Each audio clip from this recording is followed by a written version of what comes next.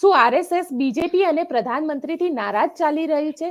કારણ કે આરએસએસમાં સૌથી પહેલા તો મોહન ભાગવતનું એક સ્ટેટમેન્ટ આવ્યું, જેમાં મણિપુરને લઈને સ્ટેટમેન્ટ આપવામાં આવ્યું અને ત્યારબાદ કહેવામાં આવ્યું કે અહંકારની આ ચર્ચા થઈ. અને આજે ઇન્દ્રિશ કુમારનું સ્ટેટમેન્ટ આવ્યું. આપણી સાથે વરિષ્ઠ પત્રકાર અજય ઉમટસર જોડાયા છે. સમજીશું કે કેમ આરએસએસ આ પ્રકારના નિવેદન કરી રહ્યું છે, કારણ કે આ વખતે તો બહુમતી પણ નથી આવી અને તેવામાં હવે આ પ્રકારના નિવેદનનું રાજનીતિક મહત્વ કેટલું છે. આપણી સાથે અજય ઉમટસર છે. સર, આનું રાજનીતિક મહત્વ કેટલું ગણી શકાય અને આરએસએસ હવે કેમ આ પ્રકારે નિવેદન કરી રહ્યું છે?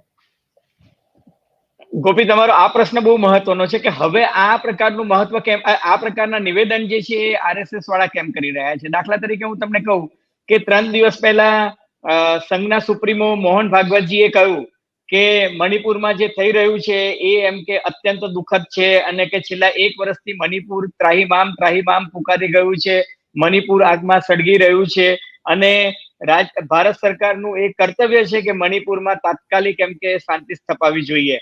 હવે મણિનગર તો 1 વર્ષથી સળગતું હતું, ત્યારે મોહન ભાગવતજી ના બોલ્યા અને ત્યારે તમામ વિપક્ષો કહેતા હતા અને બધા જ લોકો કહેતા હતા કે ભાઈ સંઘે નિવેદન આપવું જોઈએ, કારણ કે સંઘ જો ખરેખર શીર્ષસ્થ સંસ્થા હોય અને ભારતીય જનતા પાર્ટી જો એમને પોતાના મેન્ટર ગણતા હોય તો સંઘે કહેવું જોઈએ. અને સંઘ અવારનવાર કહેતું પણ આવ્યું છે. આપણે ભૂતકાળમાં જોયું છે કે અટલ બિહારી વાજપેયીની સરકાર હોય કે લાલકૃષ્ણ અડવાણી જો પાકિસ્તાનમાં જઈને મોહમ્મદ અલી જીનાની મજાર પર જઈને ચાદર ચડાવી આવતા હોય કે મોહમ્મદ અલી જીનાના વખાણ કરતા હોય તો ભારતમાં આવે તો એમને રાજીનામું આપવું પડતું હતું.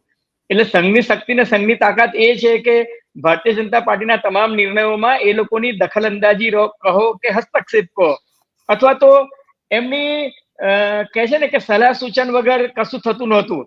હવે એકાએક એવું થઈ ગયું કે મોહન ભાગવતે કહ્યું કે ભાઈ મણિપુરમાં જે થઈ રહ્યું છે એ ખોટું છે. ત્યાર પછી એમને એવું કહ્યું કે ચૂંટણીમાં એમ કે ચૂંટણી પ્રચાર જે છે એ તો બરાબર છે, પણ ચૂંટણી પ્રચારમાં કે આવેશમાં અતિરેક જે થઈ ગયો અને અતિરેકને કારણે એમ કે વાણી, વર્તન અને વ્યવહારમાં સંયમ ન રહ્યો, મર્યાદા ના જળવાઈ, તમે જૂઠું બોલ્યા. હવે એ કોને કહેવા માંગતા હતા કે જૂઠું બોલ્યા એ ખબર નથી પડતી, પણ મોહન ભાગવતે એવું કહ્યું કે ચૂંટણી પ્રચાર દરમિયાન જૂઠું ના બોલવું જોઈએ, જૂઠનો આધાર ના લેવો જોઈએ.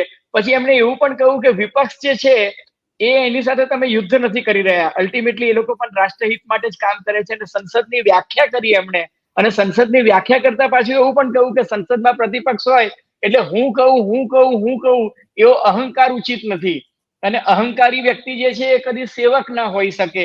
એટલે મોહન ભાગવતે એક સાથે ઘણી બધી વસ્તુઓની ટીકા ટિપ્પણી કરી અને મોહન ભાગવત એક એવી વ્યક્તિ છે કે સમજ્યા વિચાર્યા વગર કોઈ એક વસ્તુ જે છે આવેશમાં આવીને બોલેવા નથી. કારણ કે મેં એમની 36 મિનિટની જે સ્પીચ હતી ગોપી, એ ધ્યાનપૂર્વક 3 વખત સાંભળી. એટલા માટે કે મોહન ભાગવતજી જે છે એમની આખી સ્પીચ છે ને બહુ સ્ટ્રક્ચર્ડ હતી.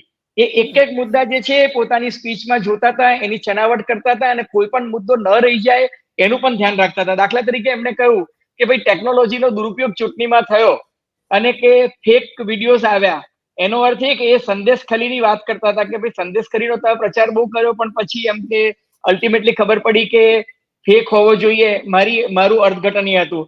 પછી એમને એવું કહ્યું કે ભાઈ કાર્યકર્તા જે છે એને પોતાનું સીલ એટલે કે ચારિત્ર જે છે એનું બહુ ધ્યાન રાખવું જોઈએ, કારણ કે સંઘના જ એક બહુ જ અગ્રણી નેતાએ પશ્ચિમ બંગાળમાં ભારતીય જનતા પાર્ટીના જ એક અગ્રણી સામે આક્ષેપ કર્યા છે કે ભાઈ મહિલાઓનું યૌન શોષણ કરવાના એમની સામે આક્ષેપ હતા.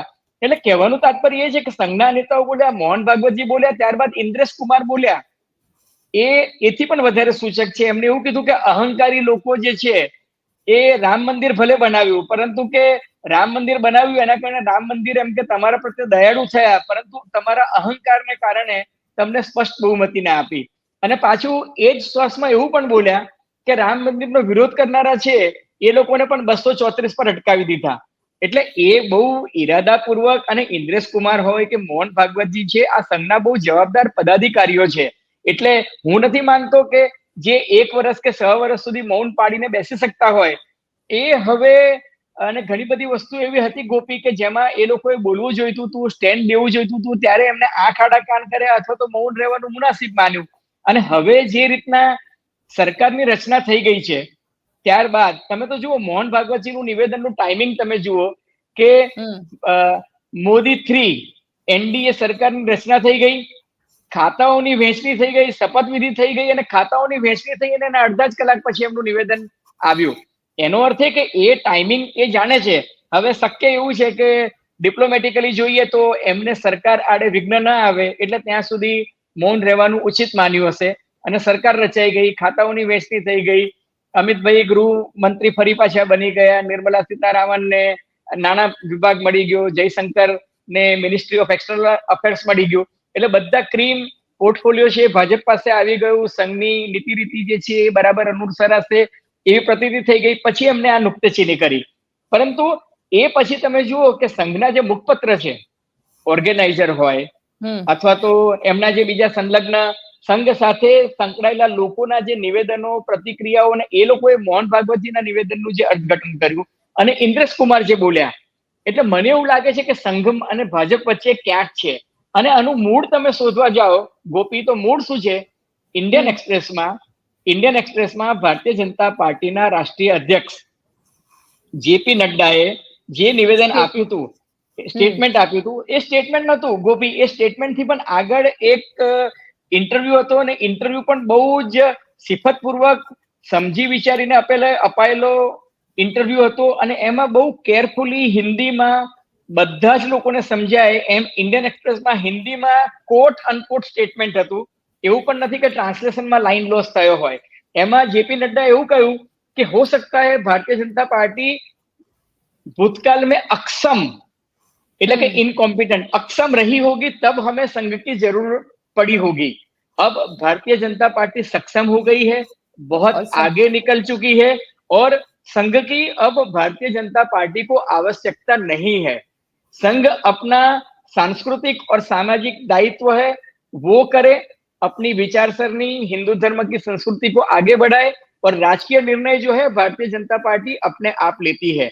હવે 5મા ચરણની ચૂંટણી પતી ગયા પછી ગોપી આ પ્રકારનું નિવેદન આપવું એ કોઈ સમજદાર રાજકારણી ન કરે, અથવા તો જો કર્યું હોય તો સમજદારી પૂર્વક જ કર્યું હોય. અને એથી પણ આગળ તમને કહું કે ઇન્ડિયન એક્સપ્રેસમાં આગલા દિવસે ઇન્ટરવ્યુની ઝલક છપાઈ કે આવતીકાલે ડિટેલ ઇન્ટરવ્યુ આ છપાવવાનો છે. એટલે આગલા દિવસે ફ્રન્ટ પેજ પર કોલમ 7-8માં ઇન્ટરવ્યુમાં શું આવવાનું છે એ છપાયું અને બીજા દિવસે ડિટેલમાં ઇન્ટરવ્યુ અપાયો.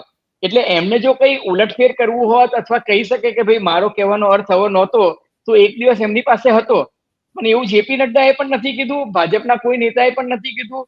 આજે દાખલા તરીકે હું તમને કહું કે એક નિવેદન આવ્યું કે મોહન ભાગવતે જે પ્રવચન કર્યું હતું એમાં મોદી સરકારની ટીકા નહોતી, એવું કોક ખૂણે ખાંચરેથી આજે એવી સ્પષ્ટતા આવી છે. પરંતુ જેપી નડ્ડાના નિવેદન માટે એવી કોઈ સ્પષ્ટતા નથી આવી. ભાજપમાં તો તરત દાખલા તરીકે કેજરીવાલ એક એવું નિવેદન કરે કે મોદી સાહેબ એમ કે 75 વર્ષે નિવૃત્ત થશે અને અમિતભાઈ સાહેબ વડાપ્રધાન થશે, તો ખુદ અમિતભાઈ એ વાતને રદિયો આપે છે ને કે ભાઈ કેજરીવાલની વાત એમ કે તદ્દન ખોટી છે અને મોદી સાહેબ જ અમારા નેતા છે અને મોદી સાહેબ જ વડાપ્રધાન પદે રહેવાના છે, 2029માં પણ એ જ રહેશે. તો આવી સ્પષ્ટતા અમિતભાઈ કરે છે, રાજનાથ સિંહ કરે છે, જેપી નડ્ડા કરે છે, પણ આમાં તો કોઈ ના સંઘ પરિવાર કશું બોલ્યું ના ત્યારે ભાજપના કોઈ નેતા બોલ્યા કે ભાઈ જેપી નડ્ડાની વાત સાથે અમે સંમત નથી અથવા તો એમનો વ્યક્તિગત વિચાર હશે. એનો અર્થ એ કે ભાજપના તમામ નેતાઓ અને મોદી સરકારના તમામ પ્રધાનો જેપી નડ્ડાની વાત સાથે સંમત હતા. હવે મોહન ભાગવતે નિવેદન કર્યું, ત્યારબાદ ઇન્દ્રેશ કુમાર બોલે છે અને સંઘમાંથી તમે જુઓ કે બધા જ નેતાઓ એક શબ્દ પર બહુ જ ભાર આપે છે, અહંકાર. અહંકાર, યસ. મોહન ભાગવત પણ એવું કહે છે કે પણ સર મારે સમજવું એ છે કે આ અહંકારની જે વાત થઈ રહી છે, આ અહંકાર પ્રધાનમંત્રી નરેન્દ્ર મોદીની વાત થઈ રહી છે કે પછી Bharatiya Janata party, entire Bharatiya Janata party માટે આ શબ્દ વપરાય છે? હવે એ લોકો કોના માટે કહી રહ્યા છે, મારે કહેવું હોય તો હું કોના માટે કહું એ મારે સ્પષ્ટ કહેવું જોઈએ. પણ સંઘની છે ને ઘંટી ધીમું દડે છે પણ ઝીણું દડે છે. એટલે એમને જે મેસેજ આપવા હોય ને ગોપી, એ બહુ જ સલુકાઈથી સિફતપૂર્વક આપી દે છે અને સમજનારા સમજી જાય છે. એટલે તાક્યું તીર જે છે એ લોકો મારે છે, પણ એ છે ને સવ્ય સાચીની માફક ક્યાં મેસેજ શું આપવો એ એમને ખબર છે. એટલે એ ધાર્યું નિશાન પાર પાડે છે અને મેસેજ પહોંચી ગયો છે. અને ક્યારેક મને એવું પણ લાગે છે કે આ ઈરાદાપૂર્વક પણ થતું હોય. કેટલાક લોકો એવું પણ કહ્યું કે આ સોની કજિયો છે, સંઘ પોતાનું અસ્તિત્વ જે છે અલગ છે એવું બતાવવા માટે પણ કરતું હોય. અથવા તો ભાજપની બધી નીતિ રીતિ સાથે એમ કે સંઘ સંમત નથી એવું પણ કહેવાનો એમનો કદાચ અર્થઘટન કરી શકાય. પણ એક વસ્તુ સ્પષ્ટ છે કે ક્યાંક ને ક્યાંક સંઘ અને ભાજપ વચ્ચેનો ખટરાક જે છે એ હવે ઉડીને આંખે વળગે છે. એ જે ભેદરેખા જે છે એ મનભેદ પણ છે ને મતભેદ પણ છે. તમે કહી રહ્યા છો મનભેદ અને મતભેદ બંનેવું છે, પણ સામે કોંગ્રેસ એટલે વિપક્ષને તો આજે લગભગ એક મોકો મળી ગયો. જે રીતે ઇન્દ્રેશ કુમારનું નિવેદન આવ્યું એટલે બધા જ વિપક્ષના જે નેતાઓ છે એ નેતાઓએ કીધું કે જ્યારે બોલવાનું હતું ત્યારે કેમ ના બોલ્યા મોહન ભાગવત કે ઇન્દ્રેશ કુમાર, જે વખતે આખું બધું થઈ રહ્યું હતું. આ સંઘની એક આજ મેં તમને કહ્યું ને કે એમની સ્ટાઇલ છે. ઘણી વખત મેં એક સંઘના નેતાને કહ્યું હતું, મેં કીધું કે સાહેબ તમે આ નિવેદન અગાઉ કેમ ના કર્યું? તો એમને એક બહુ સરસ જવાબ આપ્યો હતો કે जब युद्ध चलता है ना तब हम सेनापति को और घोड़ों को डिस्टर्ब नहीं किया जाता है, युद्ध पूरा हो जाता है उसके बाद जो कहना है कह देंगे. એટલે મને એવું લાગે છે કે વડાપ્રધાન પદે મોદી સાહેબ આવી ગયા, અમિતભાઈ ને બધા સ્થિર થઈ ગયા પછી એમને પોતાનું જે કહેવાનું હતું એ કહી દીધું. પણ આ છે ને એ ક્યારેક પેલું શુદ્ધ ગુજરાતીમાં કહું તો વૈધવ્ય પછીનો પ્રજ્ઞાવાદ છે.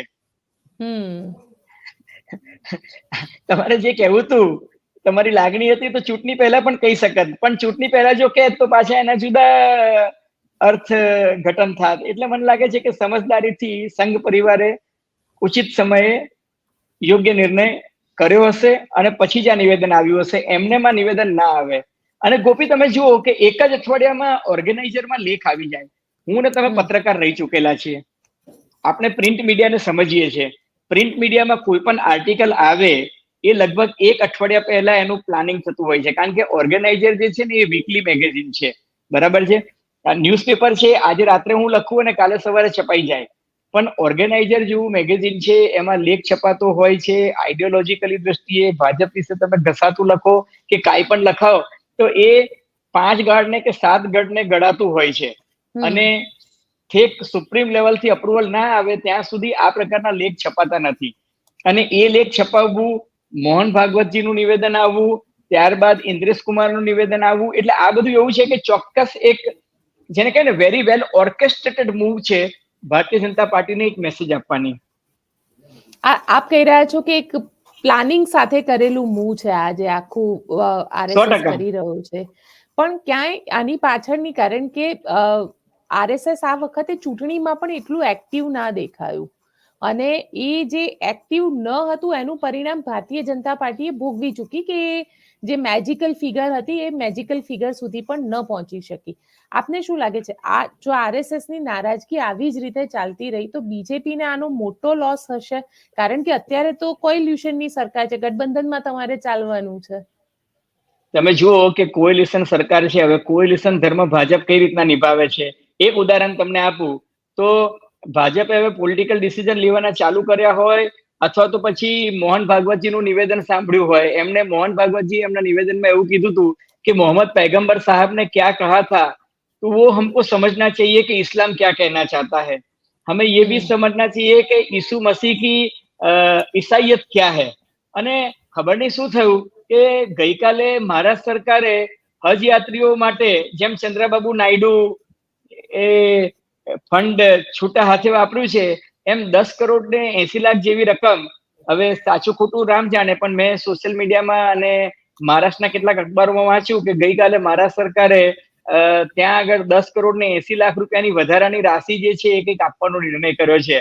અને વિશ્વ હિન્દુ પરિષદે એનો વિરોધ કરતા કહ્યું છે કે આ મુસ્લિમોનું તૃષ્ટિકરણ છે. એટલે એનો અર્થ એ કાં તો ભારતીય જનતા પાર્ટી હવે સાચા અર્થમાં મોહન ભાગવત સાહેબે કહ્યું છે એમ થોડુંક સેક્યુલર બનવા જઈ રહી છે, અથવા ચંદ્રબાબુ નાયડુનું પ્રેશર છે કે નીતિશ કુમારનું છે. અને બીજું તમે જુઓ કે અગ્નિવીર યોજના છે એમાં પણ હવે ક્યાંક ફેરવિચારનો અવકાશ આવી રહ્યો છે. એનો અર્થ એ કે ગઠબંધનમાં થોડા ઘણા સુધારા કરશે, કારણ કે એમને આવનારા દિવસોમાં મહારાષ્ટ્રમાં, હરિયાણામાં, દિલ્હીમાં, ત્યારબાદ બિહારમાં અને પછી ઝારખંડમાં વિધાનસભાની ચૂંટણીઓ લડવાની છે અને જીતવાના મિશન સાથે લડવાની છે. એટલે ભાજપ તો કોઈ સ્ટેટ છોડવાના મૂડમાં છે જ નહીં અને પૂરી તાકાતથી જીતવાની કોશિશ પણ કરશે. એટલે મને એવું લાગે છે કે ભાજપ માટે સંઘને સાથે જે કઈ મનમેળ કે મતભેદ હોય એને દૂર કરવા પડશે અને મને લાગે છે સંઘ એ ઇશારો આપી રહ્યું છે કે ભાઈ બેસીને વાત કરો, મંત્રણા કરો, ગઠબંધન ધર્મ પણ નિભાવો, પણ સંઘની વાત જે છે એ ભૂલતા નહીં. એટલે સંગમ શરણમ ગચ્છામી કદાચ કરવું પડે. બિલકુલ સર, સંગમ શરણમ ગચ્છામી કરવું પડે. પણ સવાલ અહીંયા, કારણ કે આપણે જેટલા તમે નરેન્દ્રભાઈને ઓળખો છો અને જેટલા અમિતભાઈને ઓળખો છો, તમને લાગે છે કે એ આઈડિયોલોજીમાં એ લોકો એ સંગમ શરણમ ગચ્છામી કરી શકે? કારણ કે એ પણ બંને જણા પોતાના ઈગો સાથે ચાલે છે.